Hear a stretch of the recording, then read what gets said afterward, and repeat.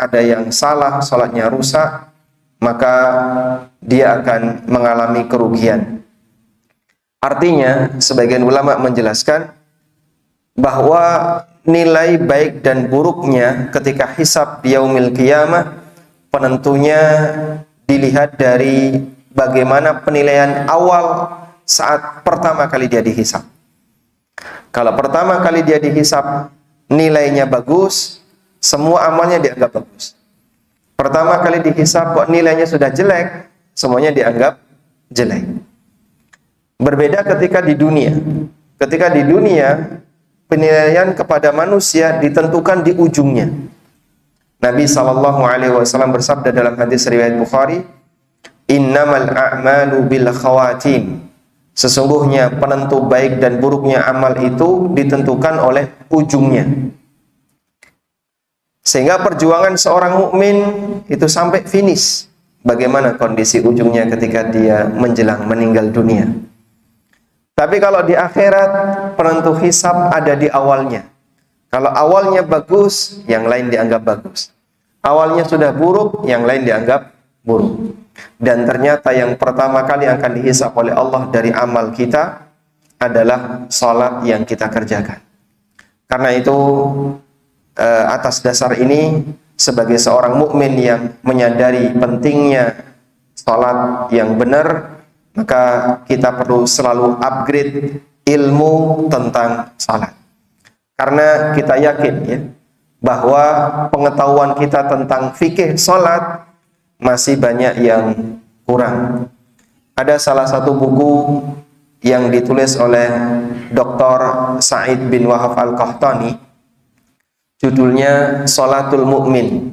Buku itu 3 jilid. Belum selesai kita baca. Artinya masih banyak fikih salat yang belum kita ketahui. Nah, dengan mengupgrade pengetahuan kita tentang masalah salat, akan semakin menyempurnakan ibadah salat kita. Karena dengan pengetahuan yang bertambah, kita akan iringi dengan beramal. Semoga dengan itu salat ini akan semakin bernilai.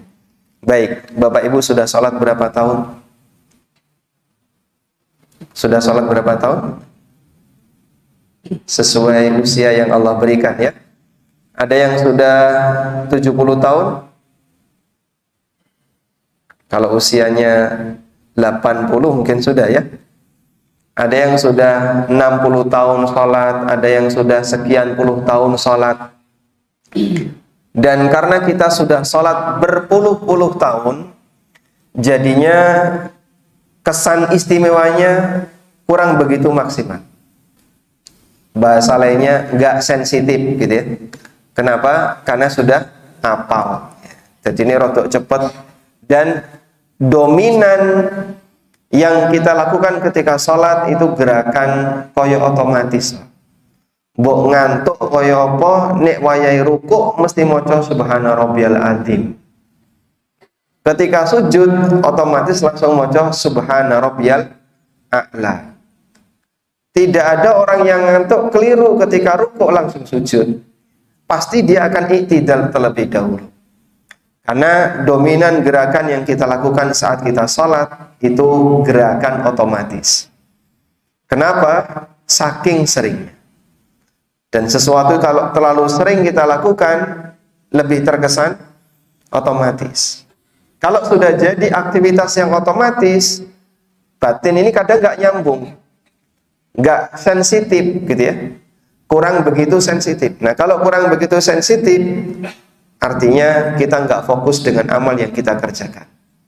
Makanya meskipun ngantuk sudah bisa melakukannya, karena sudah saking seringnya kita melakukan ibadah sholat ini. Saya kasih sebuah ilustrasi begini ya. Kita ketika berangkat umroh, Masya Allah, kalau pertama kali datang, bagi yang belum pernah umroh, yang belum pernah haji, begitu pertama kali datang, lihat pintu Masjidil Haram saja kadang bisa nangis, Pak.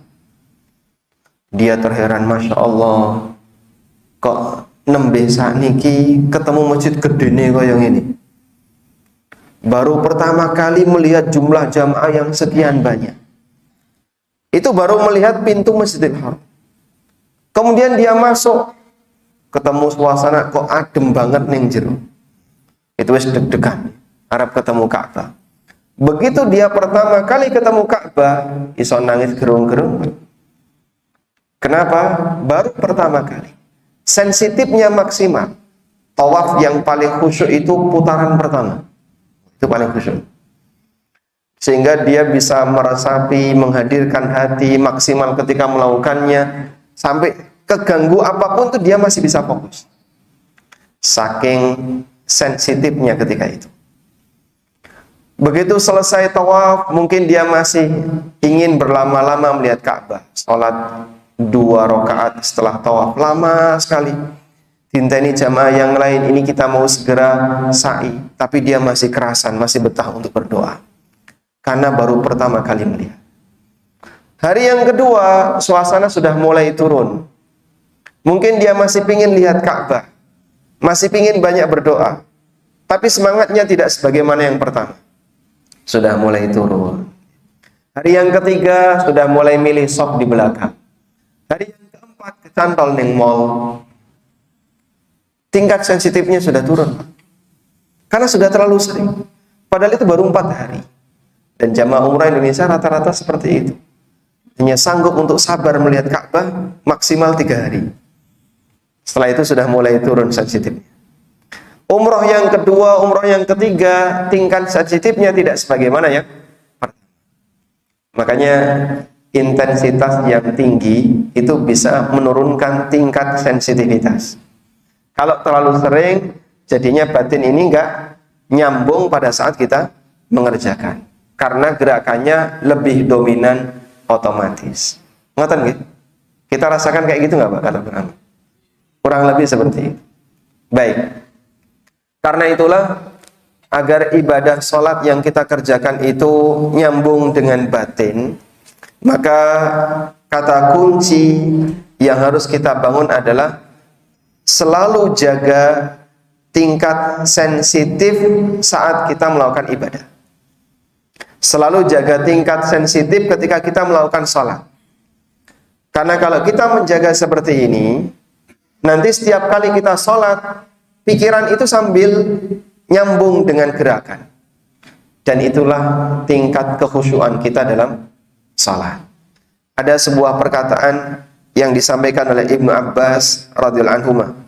Bagi yang punya bukunya bisa dibuka di halaman 3.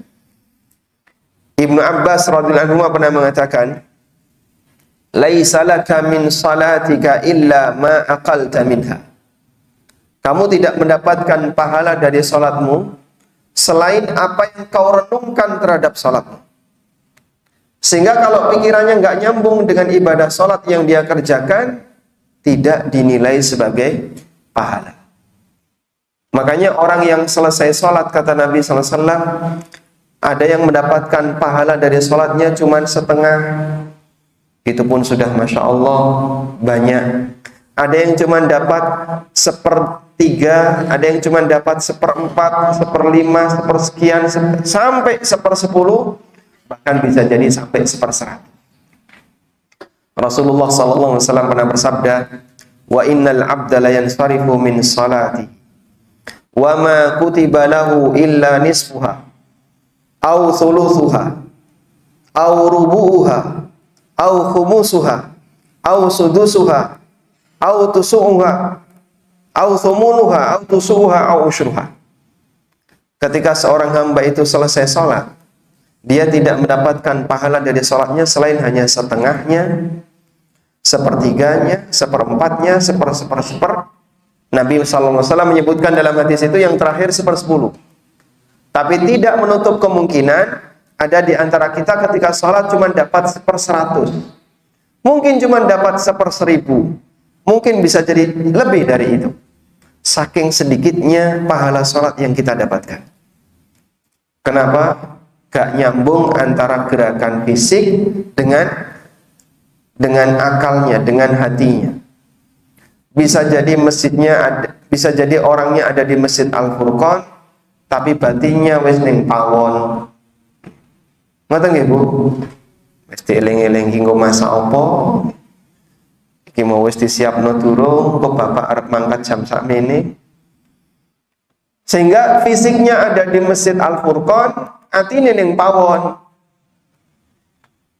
Nah, kalau kayak gini caranya ya, kalau menurut Ibnu Abbas radhiyallahu anhu, dia tidak punya nilai dari sholatnya. Betul, bisa jadi menggugurkan kewajiban. Karena di sini ada dua hal yang perlu kita bedakan ya. Yang pertama, masalah keabsahan. Amal seorang hamba bisa dinilai sah selama memenuhi syarat rukun wajib sholat. Yang kedua, masalah diterima dan nilai pahala. Untuk jenis yang kedua ini tidak ada yang tahu kecuali Allah Subhanahu wa taala. Dan seorang hamba bisa mendapatkan pahala sesuai dengan kualitas ibadah yang dia kerjakan. Maka ada orang yang amalnya sah tapi tidak berpahala. Kenapa? Sah dalam arti memenuhi syarat rukun dan wajibnya, tapi kurang berkualitas sehingga nilai pahalanya tidak ada. Apa mungkin Pak ada orang seperti itu? Ya sangat mungkin. Dan bisa jadi banyak di antara kita yang mengalaminya. Karena itulah Rasulullah SAW menyebutkan, ada orang yang sholat, selesai sholat dia cuma dapat pahala 1/10. Ada yang cuma dapat pahala 1/sekian. Karena sholatnya tidak berkualitas. Kita bicara untuk orang yang sholatnya sah. Nek rasa Pak, kalau sudah tidak sah, nggak perlu diperhitungkan. Kalau sah, masih bisa diperhitungkan. Cuman kualitas pahalanya turun, gara-gara tidak maksimal ketika mengerjakannya. Kadang kita begini ya, pada saat sholat, sing ra eling dadi eling. Nanti ngoten niku Pak. Pernah ya? Mas sering, Masya Allah. Iki mau kuncilan ning ndi digoleki ra nemu-nemu, bareng sholat kelingan. Oh iya, aku mau durung koyo ngene, durung koyo ngene. Kadang kita berangkat ke masjid, itu sama sekali nggak kemutan yang namanya jemuran. Begitu Allahu Akbar, waduh, kelambiku durung tak angkat. Jemuran ke apa? Dia teringat dengan jemuran, dia teringat dengan aneka aktivitas yang belum dilakukan. Ada juga orang yang sholat, ketika sholat sambil merancang kegiatan apa yang akan dilakukan setelah sholat. Ngerti nih kan? Pada sholat ya aku harap apa ya? Harap ngene, harap kok dadi kaya wong sibuk banget. Ada juga ketika sholat dia membayangkan sesuatu yang lain, sampai bar nonton sinetron kelbu sholat. Masya Allah ya. Karena setan menggoda manusia ketika sholat itu mati-matian Pak. Pokoknya ini iso amal iki ojo sampai berhasil dikerjakan oleh manusia. Sehingga sampai ada setan spesialis penggoda sholat. Setan spesialis penggoda. Dia berusaha untuk menggoda sholat manusia agar kalau bisa batal, kalau enggak minimal nilai pahalanya berkurang. Itu perjuangan mereka. Nah, di saat yang sama kita juga perlu melakukan perjuangan bagaimana agar sholat kita bisa lebih maksimal. Ada orang yang berkata kepada Ibnu Abbas radhiyallahu anhu, "Wahai Ibnu Abbas," ini orang Yahudi yang bilang kayak gini, "Kami lihat para pendeta kami, ahli ibadah di kalangan kami, kalau mereka sudah beribadah di kuil-kuil mereka, itu sambil menangis. Mereka itu bisa khusyuk maksimal. Tapi saya lihat jamaah kamu itu ketika sholat kok ya biasa saja. Sing nangis jarang." Akhirnya apa kata Ibnu Abbas radhiyallahu anhu? Beliau mengatakan, "Wa madza fa'ala syaitanu biqalbin kharab?" Ngapain setan godo orang yang hatinya sudah rusak? Orang kafir Pak, non muslim ketika dia beribadah, dia kan beribadah kepada selain Allah. Ngapain setan ganggu dan menggoda orang yang beribadah kepada selain Allah? Semakin khusyuk beribadah kepada selain Allah, semakin besar dosanya. Sehingga ngapain digoda? Justru nek iso malah disemangati. Dibuat makin bisa nangis, dibuat makin. Makanya jangan heran ya. Ada sebagian orang yang mengaku, aku nek ning masjid itu gak seberapa khusyuk. Tapi nek ning kuburan iso nangis. Jadi aku sholatnya ning kuburan. Pak, sholat kok ning kuburan. Dan itu bisa jadi karena godaan setan. Makanya perjuangan kita adalah bagaimana agar kita mengembalikan roh sholat ini sehingga bisa mendapatkan nilai yang maksimal. Baik, sekarang kita akan masuk pada buku tafsir salat. Buku tafsir salat ini kami tulis mungkin sudah setahun ya usia buku ini. Sudah ada belum? Kurang lebih sudah setahun. Dan alhamdulillah mendapatkan respon cukup baik dari banyak kaum muslimin sehingga buku ini sudah 5 kali naik cetak. Alhamdulillah. Dalam buku tafsir salat di situ ada 3 poin utama. Ada 3 poin utama. Yang pertama adalah pengantar tentang motivasi untuk khusyuk dalam salat. Di situ kita membahas bahwa nilai pahala yang akan didapatkan oleh seseorang dari salatnya setingkat dengan nilai kekhusyuannya. Karena Allah tidak hanya menghisab bagian lahir, tapi Allah juga menghisab bagian batin. Amal kita dihisab oleh Allah lahir batin. Sehingga nggak boleh, yang penting kan sembahyang. Khusuk ora urusanmu. Yang penting aku sholat. Nanti dulu Pak, kalau Bapak pengen dapat pahala yang besar, bagian batin juga perlu diurusi. Sebab Allah menilai lahir batin. Sebagaimana disebutkan dalam hadis riwayat Muslim, innallaha la yanduru ila ajsamikum wala ila suwarikum walakin yanduru ila qulubikum wa a'malikum. Allah tidak melihat fisik kalian, tidak melihat rupa kalian, tapi yang Allah lihat adalah hati dan amal kalian.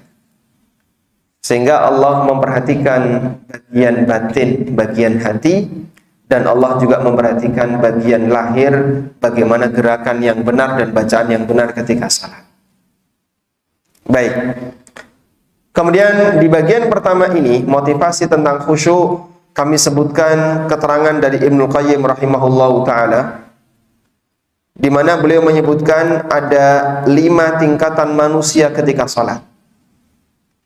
Kalau di buku tafsir salat saya sebutkan di halaman 34. Ibnu Qayyim menyebutkan ada 5 tingkatan manusia ketika dia salat. Ada yang diazab salat tapi diazab. Kenapa? Karena disebut oleh Allah sebagai orang yang celaka. Dan itu telah Allah ingatkan dalam Al-Qur'an. Wailun lil musallin. Cilaka wong sing salat. Loh salat kok malah ditilokno cilaka. Katanya disuruh salat kok malah dibilang cilaka. Karena dia salatnya enggak maksimal. Alladzina hum an salatihim sahun. Yaitu orang yang lalai ketika salat. Bisa lalai terhadap waktunya, bisa lalai terhadap gerakannya, bisa lalai terhadap rukun dan syaratnya, dan seterusnya. Kemudian ada orang yang sholat, tapi dia nanti akan dihisab untuk diperhitungkan. Mana dari sholatnya ini yang maksimal, yang dominan lebih baik dan dominan lebih buruk. Dan aneka penjelasan yang lainnya yang insya Allah nanti kita akan bacakan keterangan Ibnu Qayyim rahimahullah ta'ala. Kemudian bagian yang kedua dari buku tafsir salat adalah penjelasan tentang bagaimana cara salat sesuai sunnah Nabi Sallallahu Alaihi Wasallam. Bagaimana cara salat yang sesuai dalil. Karena salat ini ibadah yang sudah dibimbing oleh beliau. Sampai beliau memberikan kaidah umum, wasallu kama ra'aitumuni usalli. Kerjakanlah salat sebagaimana kalian melihatku salat. Wa shallu kama ra'aitumuni usolli. Kerjakanlah salat sebagaimana kalian melihatku salat. Dan manusia yang salatnya paling sempurna adalah sinten, Pak? Rasulullah sallallahu alaihi wasallam. Maka kalau kita ingin mendapatkan pahala yang paling sempurna dari salat yang kita kerjakan, kita tiru Rasulullah sallallahu alaihi wasallam. Dan yang istimewa begini, Pak. Tidak ada manusia yang sejarahnya paling lengkap melebihi Nabi Muhammad sallallahu alaihi wasallam. Maksudnya pripun, Pak, sejarahnya paling lengkap itu? Tidak ada manusia yang ceritanya itu paling detail melebihi cerita tentang Rasulullah sallallahu alaihi wasallam. Karena sahabat ketika menceritakan tentang Nabi sallallahu alaihi wasallam itu sampai gerakan jenggotnya saja diceritakan. Sampai gerakan beliau ketika membaca, itu kan jenggot beliau bergerak, itu diceritakan oleh sahabat. Sampai ketika jari beliau berisyarat pada saat tasyahud, diceritakan oleh sahabat.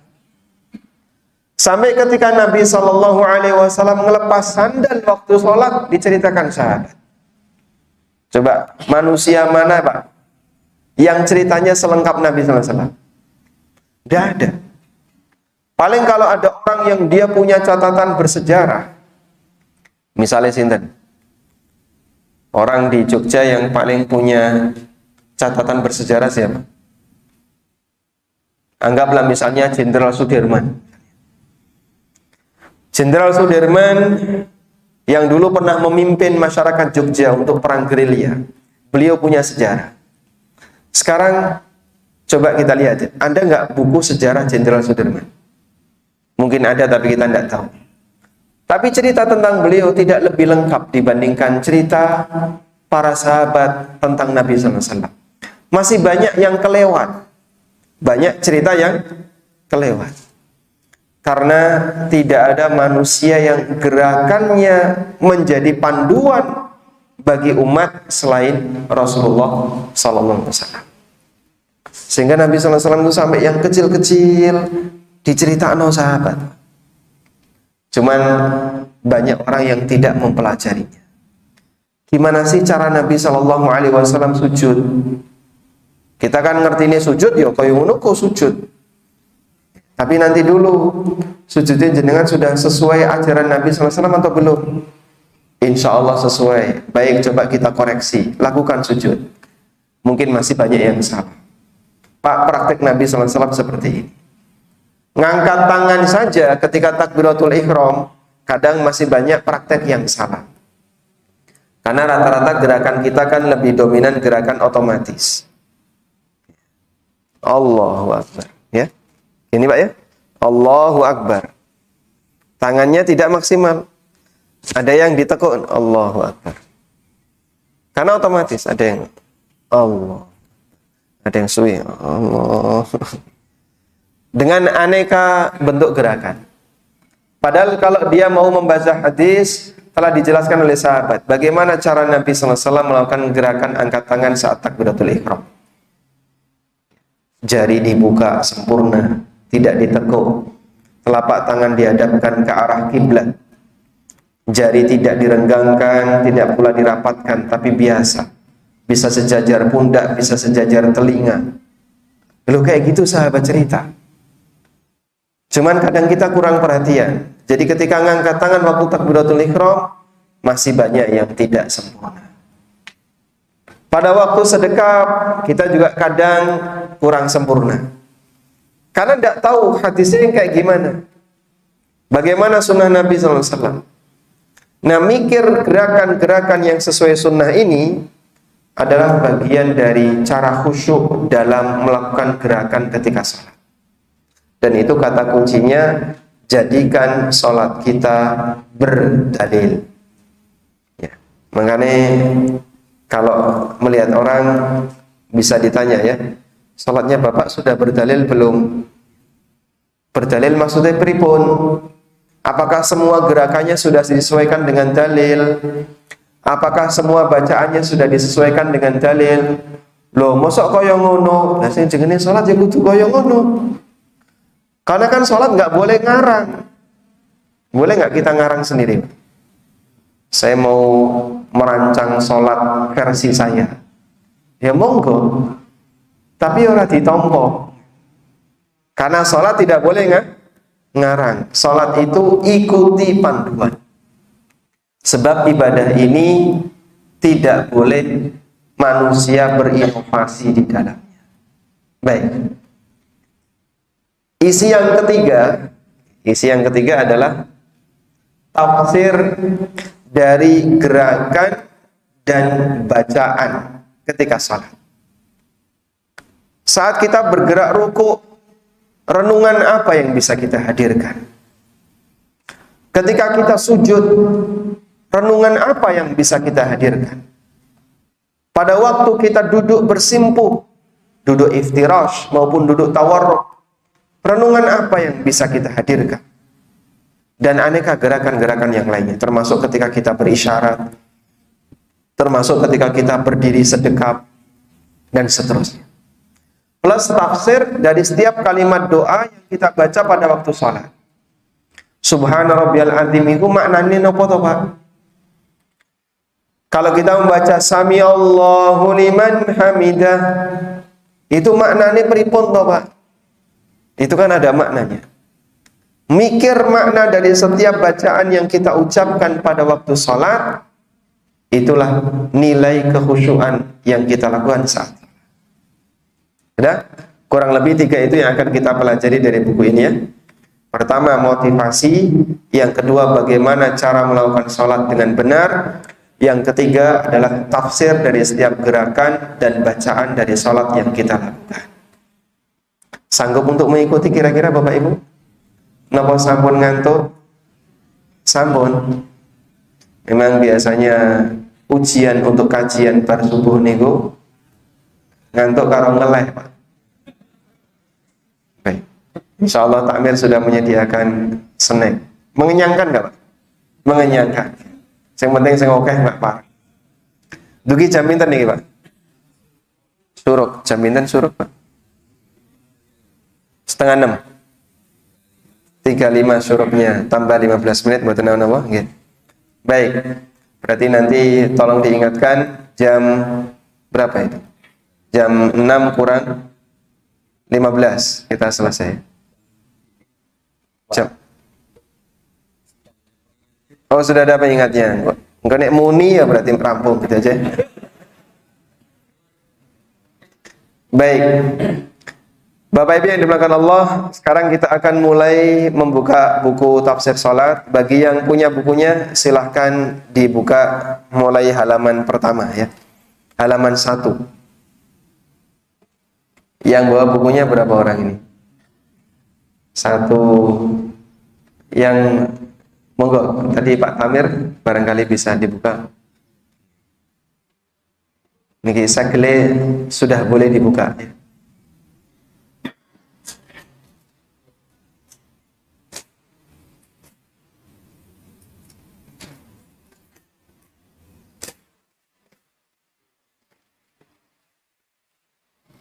Baik.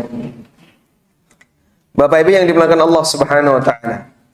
Bagian pertama yang ada dalam buku cara salat, adalah dalam buku tafsir salat adalah cara mudah agar bisa khusyuk ketika salat. Cara mudah agar bisa khusyuk ketika salat. Kami awali dengan sebuah hadis yang diceritakan oleh Aisyah radhiyallahu anha. Aisyah radhiyallahu anha pernah mengatakan, "Shalla Rasulullah sallallahu alaihi wasallam fi khamisatin lahu laha a'lamun fa nadhara ila a'lamiha nadratan falamma sallama qala." Rasulullah sallallahu alaihi wasallam pernah salat dan beliau memakai baju. Yang baju beliau ada lureknya. Lurik sama batik rame mana, Pak? Rame? Batik. Nek kados kula ngenten iki batik nggih. Di sini ada yang pakai lurik. Jarang sekarang. Baju lurik sudah sangat jarang ya. Kalau lurik kan cuma garis-garis. Lurik nggih, cuma garis-garis nggih. Kalau batik, Masya Allah, rame banget. Kadang nek badian di sawang tuh gambar opo kan ya. Baik. Nabi SAW sholat pakai lurik.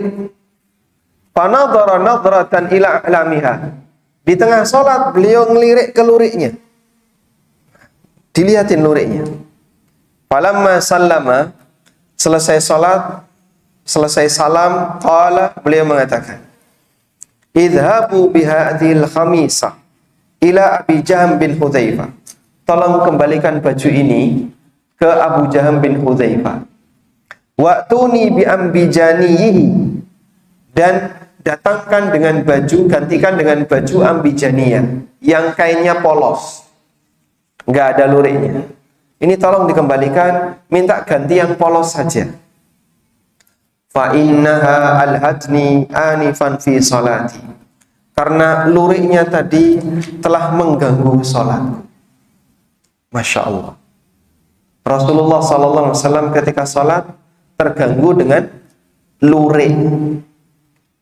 Pak, kita sholat sajadah rame ya meneng wae Pak. Ya terasa terganggu. Jangankan cuman sajadah rame, kadang sudah jelas-jelas gambarnya itu menampakkan gambar makhluk hidup. Itu kadang kita biasa saja. Nganggo sajadah kok gambarnya payu atau Hello Kitty misalnya. Itu dipakai sholat. Dan orangnya tidak merasa terganggu. Apakah berarti sholat kita lebih khusyuk dibandingkan Nabi SAW? Nggak mungkin ya. Karena manusia yang sholatnya paling khusyuk sinten Pak? Rasulullah SAW. Tapi kenapa Nabi SAW malah terganggu ketika melihat lurik? Sementara ketika kita sholat, melihat aneka batik, suasana sajadah yang rame, kita nggak merasa terganggu. Bahkan ketika sholat sambil mikir tebak gambar. Ini gambar ulo, gambar cacing gitu. Iki manu opo sing kaya ngene iki. Lah sholat kok malah mikir gambar. Sajadah jenengan nggih ngoten niku, Pak. Ngoten ya. Ini walhamdulillah masyaallah. Sajadah masjidnya polos hijau ya. Karena ada banyak masjid yang sajadahnya rame. Memang yang bagus polos seperti ini. Saya perhatikan ya, di Kalimantan Pak, rata-rata masjid itu dikasih kain putih di depan. Iya, yang dari Kalimantan kan, hampir semua masjid saya perhatikan kayak gitu. Di Banjarmasin rata-rata seperti itu, di Balikpapan juga sama. Kayaknya sudah jadi budaya di sana. Cuman sayang tidak dibawa ke Jawa.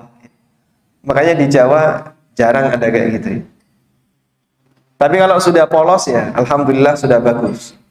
Nah, ada yang kebalik naruh sajadah ini. Ini kan sajadah satu bagian ada coraknya, satu bagian sisinya polos. Kewalik, Pak.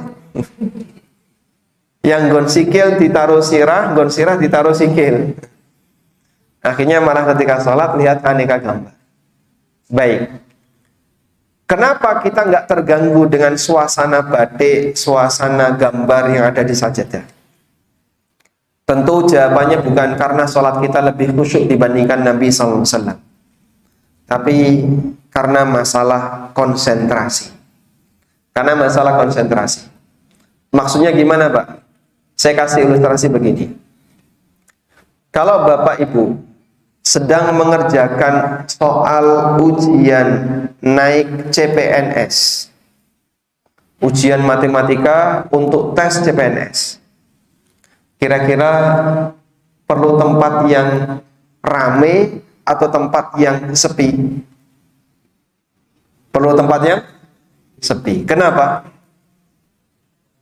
Butuh konsentrasi. Sing jenenge wong ujian itu butuh konsentrasi. Makanya dia nggak bisa ngerjakan di tempat ramai, banyak orang lalu lalang, suara nggak karuan. Ya. Kenapa? Ini ganggu konsentrasi. Tapi berbeda halnya ketika orang baca berita. Ada orang masuk warung, baca berita, aneka suara, musik, orang rame, dia tetap masih bisa baca berita. Lho podo-podo moco. Yang satu membaca soal matematika, yang satu membaca berita. Tapi kenapa suasananya bisa berbeda? Jawabannya apa? Karena membaca berita tidak butuh konsentrasi. Orang mau koran butuh konsentrasi nggak, Pak? Mau berita butuh konsentrasi nggak? Tidak. Ya, meskipun kalaupun salah ya, kalaupun baca berita salah ya, paling salahnya nggak fatal. Salah nama atau salah nyebut umur dan seterusnya. Baik.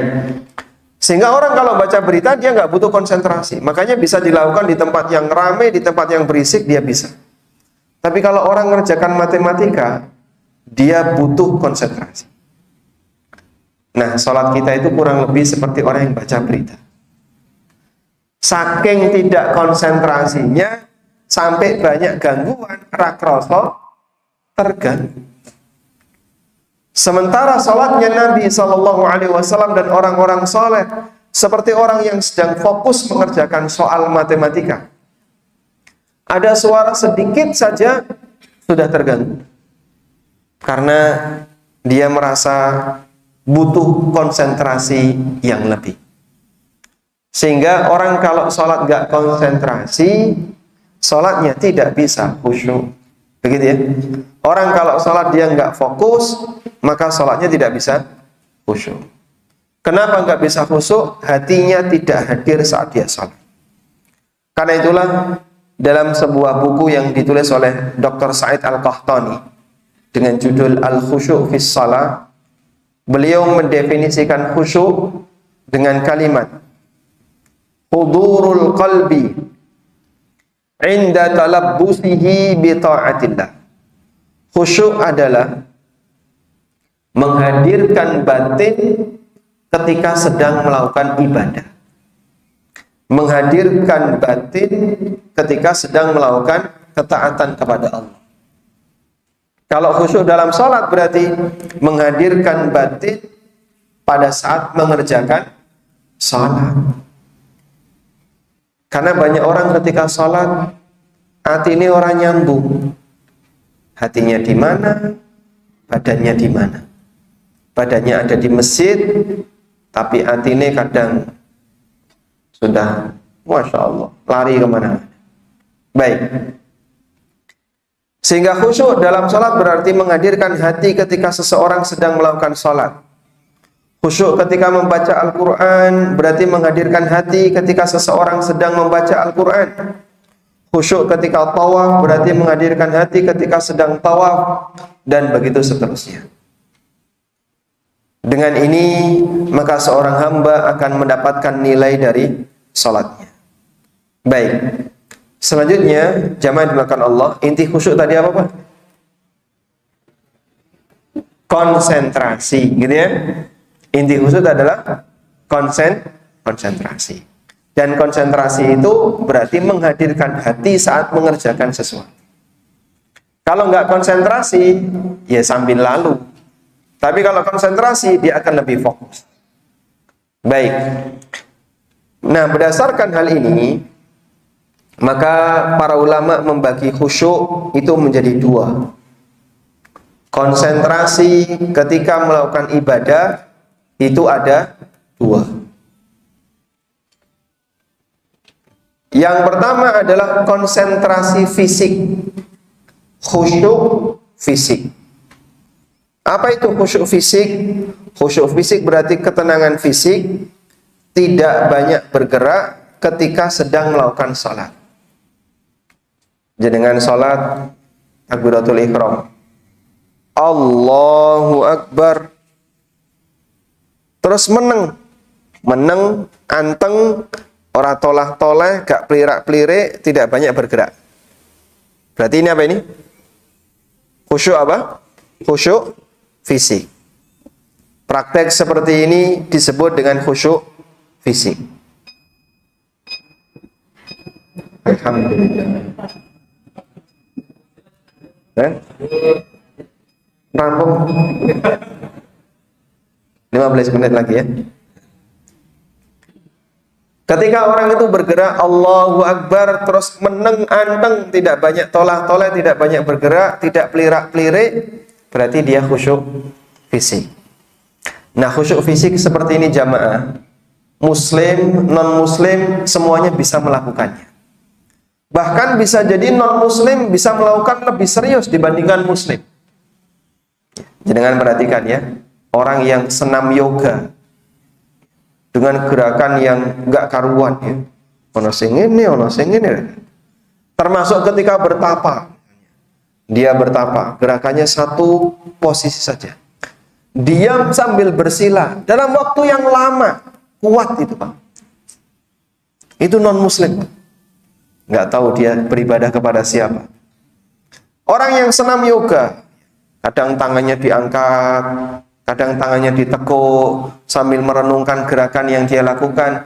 Itu dia diam dalam waktu beberapa saat. Sanggup dia. Padahal dia tidak mendapatkan pahala apapun darinya. Cuman katanya ini dalam rangka untuk menenangkan batin. Manusia itu kalau nggak punya agama, kalau dia nggak punya agama, itu meraba. Itu caranya biar saya itu bisa tenang batinnya. Karena dia nggak punya agama, ya akhirnya jadi kayak gitu. Gerakan yoga, gerakan semedi, dan seterusnya. Sehingga non-muslim pun bisa melakukan khusyuk fisik. Tentara, ketika dia berjaga, tentara Inggris berjaga di satu ruangan kecil, nganggo senjata, tapi dia cuma diam, ibarat patung padahal menungso. Dia nggak bergerak sama sekali, dan itu betapa kukur-kukur aja melirik. Sampai orang yang ngukur, baru berani ngukur. Coba itu nek gatelan gitu ya. Itu saya bayangin, ini mungkin nek gatelan kaya apa gitu. Padahal dia tidak boleh banyak bergerak, harus diam. Itu khusyuk fisik. Makanya khusyuk fisik ini muslim bisa melakukan, non-muslim juga bisa melakukan. Dan Allah Subhanahu wa taala perintahkan dalam Al-Qur'an, wa qumu lillahi qanitin. Berdirilah menghadap Allah dalam kondisi qanitin, dalam kondisi tenang. Jangan banyak bergerak. Dulu sebelum ayat ini turun, sahabat ketika sholat itu sambil ngobrol karo koncone. Piye kabare sapimu wis manak durung? Sholat itu Pak, karo ngobrol. Sehingga dia tolak-tolak ngobrol jawil-jawilan, itu sambil sholat. Akhirnya Allah Subhanahu wa taala turunkan firman-Nya, wa qumu hafizu 'alas shalawati was salatil wusta wa qumu lillahi qanitin. Jagalah salat 5 waktu, jagalah salat asar, dan berdirilah menghadap Allah dengan keadaan qanitin, artinya sakitin, diam, jangan banyak bergerak, jangan ngobrol. Allah perintahkan kita untuk khusyuk fisik. Walhamdulillah, masyarakat Indonesia pinter untuk khusyuk seperti ini. Karena kan kita punya doktrin. Dalam sholat, rento bergerak 3 kali. Bergerak 3 kali dalam sholat, batal. Meskipun ini nggak benar ya. Pernyataan seperti ini nggak benar. Karena kita boleh bergerak lebih dari 3 kali asal dibutuhkan. Saya dulu waktu masih SMP diajari kayak gitu. Kowe nek salat, nek sembayang ora oleh ngukur ping 3. Jadi nek ngukur ya ping 2 kukur wis. Ditambahi siji kas batal. Itu sampai gerakan jari saja driji nih Pak, ngukur kuping. Siji loro wis. Mung siji loro. Ora gatel liyane yo sabar sampai rampung. Masya Allah. Akhirnya karena doktrin seperti ini, masyarakat kita sudah terbiasa ketika sholat anteng nggak banyak bergerak, itu sudah biasa ya. Sehingga bisa dibandingkan ya dengan kaum muslimin yang berasal dari negara yang lain pada waktu haji atau umroh. Yang paling anteng wong Indonesia ya. Kalau yang dari Bangladesh atau India atau Pakistan atau dari Yordan atau dari Mesir atau negara-negara yang lain ya, ada telepon diangkat, didelok sik ge dipateni. Kalau sik kober ndelok sik. Lah wong Indonesia telepone muni rawani mateni. Timbarno wae. Mbok lagu dangdut, mbok apa gak karuan gitu. Karena dia merasa kalau saya mematikan HP batal sholatku. Padahal cetok ganggu. Akhirnya teleponnya muni ya Timbarno wae. Baik. Nah, ini perlu kita perhatikan. Memang khusyuk dalam fisik ini penting untuk diperhatikan karena termasuk yang diperintahkan oleh Allah Ta'ala. Aisyah radhiyallahu anha pernah mengatakan, "Sa'altu Rasulullah sallallahu alaihi wasallam 'anil iltifati fi shalah." Aku pernah bertanya kepada Rasulullah sallallahu alaihi wasallam tentang toleh-toleh ketika salat.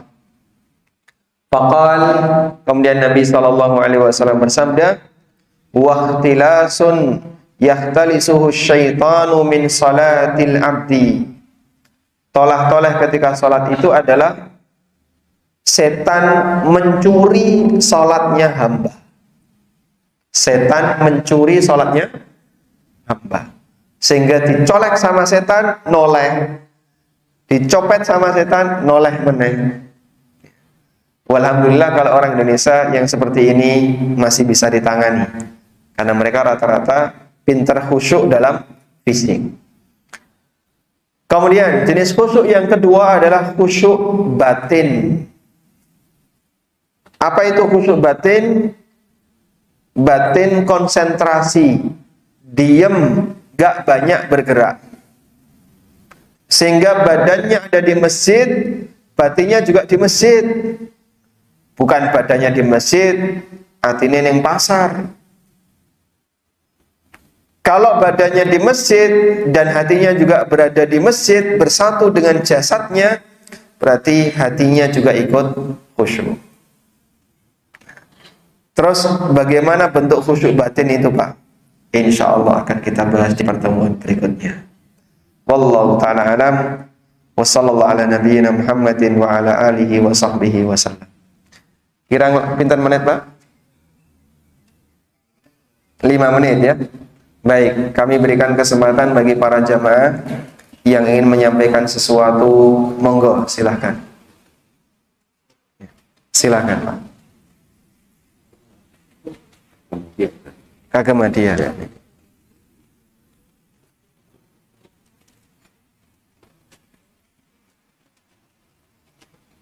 Silakan, Pak, mulai.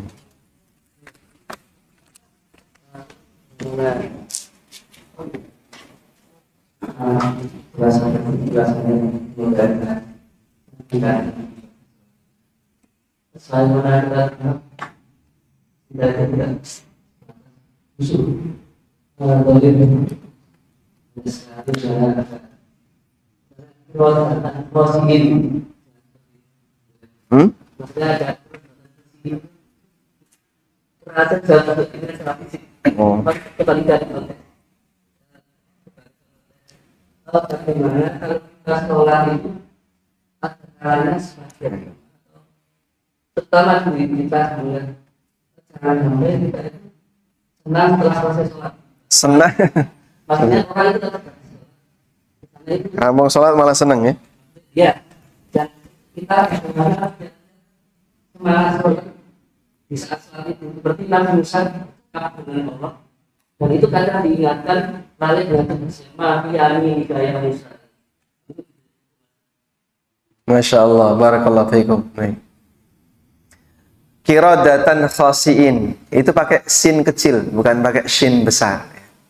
Jadi dalam bahasa Arab beda titik, beda arti. Ya. Kalau khashiin pakai shin besar, artinya orang yang khusyuk.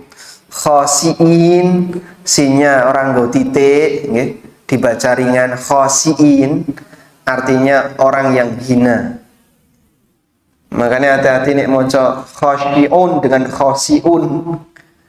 Kalau tanpa titik namanya terhina.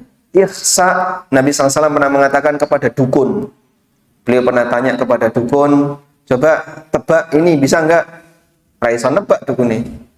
Lalu beliau mengatakan, ikhsa fa innaka lan ta'dua qadra. Pergi dari sini kau terhina. Pergi dalam kondisi apa? Terhina. Kamu nggak bakalan bisa melampaui dari kemampuanmu. Qiradatan khasiin artinya dijadikan sebagai kera-kera yang hina. Baik, kalau khusyuk pakai shin titik 3 sehingga dibaca tebal, Kadang ada orang yang membaca Al-Quran salah di di kha, di ha, kemudian ha dengan ha. Alhamdulillahirabbil alamin. Alhamdulillah itu artinya modar, Pak. Makanya hati-hati yang baca Al-Fatihah, ha dengan ha itu beda. Alhamdu bukan alhamdu. Ini perlu dibedakan. Nah, yang seperti ini dipelajari dalam ilmu tahsin Quran. Ilmu tahsin Quran. Nyuwun pangapunten, setiap muslim wajib iso maca Fatihah sing bener. Karena ini rukun sholat. Tapi aku wis tua ya, Pak. Apa ada istilah boleh tidak belajar karena sudah tua? Belajar itu waktunya sampai kapan? Usia 60 tahun sudah selesai? Sampai kapan, Ibu? Sampai mati, ya. Belajar itu sampai mati. Sehingga jangan jadikan alasan usia sebagai penghalang untuk belajar. Karena kita tidak dilahirkan wis pinter, ya. Sehingga semua butuh belajar. Sebagaimana kata Imam Ahmad, ma'al mihbarah ilal maqbarah. Kita belajar sampai melbu kuburan. Kalau belum melbu kuburan, ojo leren sinau, ngoten ya. Jadi kalau merasa ketoke kok Fatihah saya kurang bener, makanya ra tau ditunjuk jadi imam. Perasaannya Masya Allah. Nah itu jenengan durung daftar ning takmir. Aku kok ra tau ditunjuk jadi imam toh, mosok Fatihah aku durung bener. Lah monggo jenengan nanti cari guru yang kira-kira bisa ngajari Al-Fatihah. Biar kita menjamin Al-Fatihah kita jangan sampai salah, ya. Misalnya nyuwun pangapunten ya, orang Jawa, orang Jogja terutama, ngain. Nah, satu. Terus za, ya. Ya dibaca za. Ya. Zainal jadi yainal. Nah, jadinya membaca iyyaka na'budu, iyyaka na'budu wa iyyaka nasta'in. Nanti itu mohon ngoten niku, Pak. Pernah, Pak? Saya itu pernah dapat imam kayak gitu. Tak baleni sholat saya, Pak. Ya batal sholatnya. Karena imamnya ketika Fatihahnya salah, maka makmum yang bisa membaca Fatihah dengan benar otomatis batal. Sehingga kalau ketemu imam seperti ini, sholatnya nanti diulang atau sholat sendiri. Baik.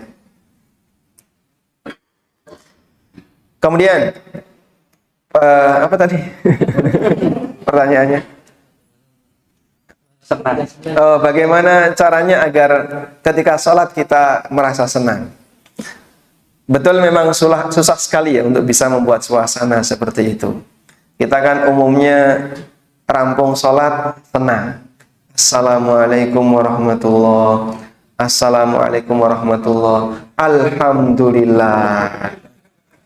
Terus salaman karo kiwa teng. Selamat. Wis rampung. Bar salat krasa seneng. Ngoten nggih, Pak? Sehingga kita gembira selesai ibadah, tapi kita tertekan saat ibadah. Apa meneh nek salate rada dawa. Iki kok gak rampung-rampung nggih. Kok rukuke suwe banget ya. Padahal Nabi SAW mengatakan wa ju'ilat qurratu aini fis shalah. Ketenangan batinku itu dijadikan oleh Allah saat salat. Nggih. Saya mau tanya, jenengan itu krasa seneng ketika ngapain, Pak? Nampa duit. Anda merasa tenang hatinya ketika kapan? Nek jarene pengantin anyar, aku nek kerasa seneng ketika nempel karo bojone. Ketika bersama istrinya atau bersama suaminya rasanya ayem, seneng, kerasan. Itu manten anyar. nek manten lawas. Beda lagi Pak ya. Aku nek kumpul karo kamu kok senap di sini. Nah, dia nggak betah dengan situasi seperti itu. Nabi SAW menyatakan, kondisi yang membuat hati beliau paling tenang itu saat beliau sholat. Aqrabu ma yakunu bil, beliau mengatakan, wa ju'ilat qurratu aini fis shalah. Ketenangan hatiku dijadikan oleh Allah ketika sedang sholat. Sehingga beliau kalau sholat itu betah. Makanya pada saat beliau itu punya masalah, kana Nabi sallallahu alaihi wasallam idza jadabahu amrun shalla. Nabi sallallahu alaihi wasallam kalau sedang punya masalah besar, beliau langsung salat. Ya. Kita ketika punya masalah ngapain? Turu. Padahal yang betul gimana? Bermunajat dengan Allah, salat. Berpadu karo bojone piring pecah, piar, salat. Loh, sampean kok sholat, piring pecah, sholat. Nah, timbangan itu jadi masalah. Sehingga mungkin ketika orang itu sholat, kalau dia membuat suasana seperti ini, dia akan jadi orang yang senang ngibadah. Punya masalah, sholat. Nah, itu perlu untuk berlatih agar sholat kita semakin berkualitas, sehingga ketika kita sholat, bisa kita nikmati. Kalau nggak berkualitas, ketika sholat, krosone nggak seneng pengen kapan kita ngerampung. Maka mari kita jadikan sholat kita berkualitas. Assalamualaikum warahmatullahi wabarakatuh. Waalaikumsalam warahmatullahi wabarakatuh. Bagaimana hukumnya makanan yang dibeli dari penghasilan haram? Ya, nggak boleh ya. Nggak boleh membeli makanan dari penghasilan yang haram. Tapi makanannya jadi haram enggak? Makanannya jadi haram enggak? Haram, harus diberikan ke orang lain. Tidak boleh dia konsumsi. Orang punya duit haram, maling duit haram, dipakai tuku sego misalnya. Enggak boleh dia makan. Wajib untuk dia sedekahkan, dia kasihkan ke orang lain. Tapi ini pertanyaannya beda ini ya. Ada saudara yang masih kerja di bank, lalu dia diberi hadiah ketika silaturahmi. Bolehkah dimakan? Jawaban yang atau pendapat yang lebih kuat, boleh. Dan itu pendapatnya Ibnu Mas'ud radhiyallahu anhu. Apakah ada cara wudhu dengan benar di buku tafsir sholat? Kalau tidak ada, tolong kami diajari. Tidak ada ya. Di sini tidak membahas buku tafsir sholat, tidak membahas tentang bagaimana cara wudhu yang benar, tapi langsung masuk bagian sholatnya. Dan kami juga nggak bahas dzikir. Dzikir selesai sholat juga tidak ada di buku ini. Ini dari takbiratul ihram sampai salam. Wallahu a'lam. Insya Allah kalau misalnya nanti ada sesi tambahan, kita akan belajar tentang bagaimana cara wudhu yang benar. Walhamdulillah. Pun cekap? Baik, demikian yang bisa kita sampaikan. Semoga bermanfaat. Wassallallahu ala nabiyyina Muhammadin wa ala alihi wa sahbihi wa sallam. Wa akhiru da'wana alhamdulillahi rabbil alamin. Wassalamualaikum warahmatullahi wabarakatuh. Subhanallah.